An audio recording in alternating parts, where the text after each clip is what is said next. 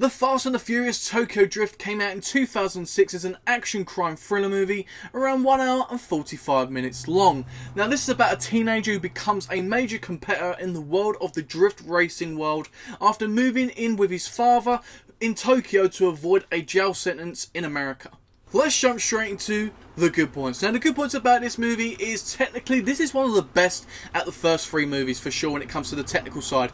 It looks great, the way they use the visuals in this is just great. The cinematography may not be as flashy when it comes to their location choices, but the way they use their camera footage, the way they use the camera movement, the angles they use, I felt they used it to a lot of their advantage in this movie. And I felt like the soundtrack they used as well was great throughout. And I think Fast and Furious as a franchise really tends to have great scores and soundtracks through their movies, and a lot of them are by artists obviously in the movie as well. And the movie I felt was a different, fresh style with the culture of the Tokyo stuff in it, and I felt that was a great advantage to the movie. It added something different, and I really enjoyed the racing as well. The racing in total was total different, obviously with the drifting. It was different to what we've seen throughout the franchise so far, and I absolutely love the concept of if you're going over 180, the cops don't even bother because they can't catch you. That is a really epic thing. It made it really humorous for me and really enjoyable when watching this movie. And I still like the element of the Yakuza still in there.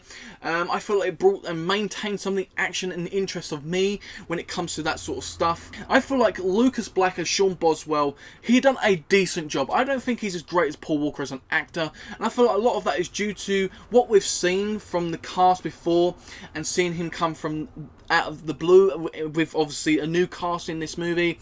I feel like his accent was quite irritating throughout, really, a little bit for me, but obviously a lot of people could find my accent quite irritating, obviously from the UK, but I just found it quite irritating. But once we got a certain amount through the movie, I sort of just didn't really think about it. It sort of just went past. It just sort of took me a little while to get into it, because obviously all of you have been used to is Paul Walker, so it took me a little while to get into. But Lucas Black still gave a good performance throughout the movie. I still felt like his character was interesting, obviously the main character, and I felt like he was that youthful teenager which didn't really give a crap. He had an aim in his head and he was going for it whether anybody liked it or not. He'd get into trouble, he'd get into fights, he'd get into races that he'd lose, and he was after a chick that wasn't his, and it was a great thing for obviously the character development of that character.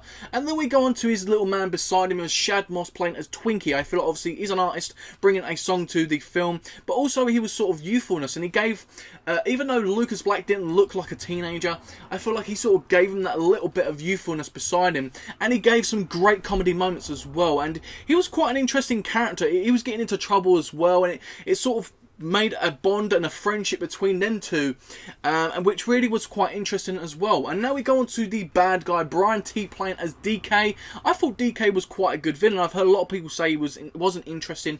I thought he was quite intimidating for the compared to some of the other characters in the movie. I feel like he was an okay bad guy. I don't think he was one of the best. I still feel like he gave some interest to the movie. Obviously I liked the competition between him and Sean throughout the movie. It was really key for the movie, and obviously with the woman that's involved in the movie, they're both fighting over us. It sort of reminds me of Paul Walker in the first movie, obviously fighting over Mia.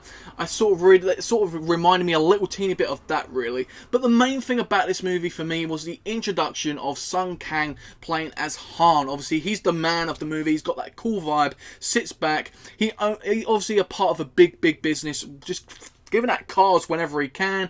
He's just so cool. He knows how to ride the car and everything. He's just so cool. He's such a great character for this franchise, and as we go on we just enjoy him even more, which is great. And I really enjoyed him in this movie because he was the main thing that kept this movie going. Obviously Sean was quite good throughout the movie, but when Han was introduced into the movie, the way them two really linked up and the way he made Sean a better person, and it was just a great friendship. And it only goes to show later on in the franchise how important Han was to this franchise. Now on to the bad points. Now the bad points about this movie is some of the script and the dialogue.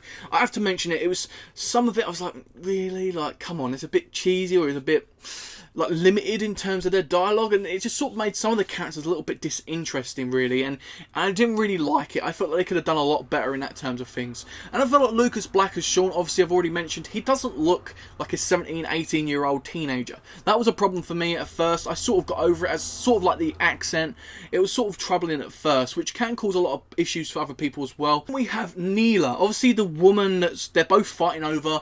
I felt like she was a forgettable character. I know she had quite an interesting story of her mother, how the trouble she's got into with the Yakuza and how she's got there, and it was quite interesting, but it didn't feel quite needed, and I felt like she was a forgettable character. I didn't really enjoy her. I just felt like she was just there. The romance between Neela and Sean, it just felt very, very forced. As much as her and DK's relationship looked forced. Obviously, he was trying to kiss her and really force out their relationship. That's how it felt for me when it comes to her and Sean. I just didn't like it at all. I really didn't.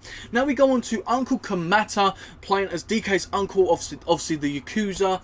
I don't think he brought nothing much to the movie, and obviously I know he's apparently a big name, a big actor, which is great, but I just don't think he brought a massive threat. Obviously, being a Yakuza, you'd like to see him more intimidating than he was. Obviously, he was quite intimidating to DK, but to the others, I didn't find him intimidating. They didn't really show much of his aggression and stuff like that. I would have loved to have seen a little bit more from him, and some of the action as well. Even though you get some great action in here, some of it is quite forgettable compared to the other movies, which I felt that they could have done something a little bit more iconic. But then we go on to the main thing for me, is a character that I did find interesting, and that is the father of Sean. I found him quite interesting, and I don't think they really executed the character as much they could have, and that's one thing that really bugged me, because he was an interesting character. You had their bond, which you could see they weren't great together, but they was forcing their relationship, but then they sort of started to bond. It just didn't feel right. They could have utilised it a little bit better for me. So guys, it's rating time. Let's have a look what the critics had to rate this movie.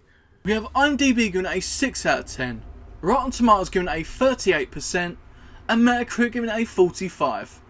My rating for this movie is a 6.5 out of 10. That makes this a borderline good movie. So guys, overall, I don't think this is as bad as everybody really makes it out to be. When rewatching it, it really sort of changed my opinion. I could have gone a lot worse if I'd have just recorded my review without watching the movie. I sort of enjoyed it a little bit more rewatching it. There was some entertainment value in there. It is one of the worst ones, but it isn't terrible. That's the way I want to say it. It's sort of like, it's not terrible, it's meh. Pretty much, it's okay. It has its entertaining values. It's got a freshness about it, as well as the importance to the franchise, as we find out later on. Obviously, introducing Han and Sean to the franchise as well. I feel that they were two key characters, obviously, for the franchise, as well as the timeline's a bit messed up, sort of like Star Wars in a way, but it makes sense as you go along in the franchise, of course. And I just feel like it's a watchable, entertaining movie, but not one of the ones I go to first, but still is watchable. So guys, a 6.5 out of 10 for the Fast and the Furious Tokyo Drift. Don't forget to leave your thoughts and ratings down below in that comment section. Of course, I'd love to hear what you think about the movie. And don't forget, if you enjoyed the video, smash that thumbs up button. Let me know you're enjoying the content I'm giving you to continue the journey, and also to give you more content just like this one. As well as, if you're new here, consider subscribing and hitting that bell for much, much more when it comes to movies and TV series. This is the place for you. I don't want you guys to miss anything, especially when it comes to the journey to Hobbs and Shaw. We've got another video coming up tomorrow on the channel where I'm going to be talking about the Fast and Furious that came out in 2009, the 4th movie, which we're going to be reviewing, so I don't want you guys to miss that, of course. But without further ado, guys, I've been me, you've been you, and I'll see you next time, guys, on Talking with Jay Spring It.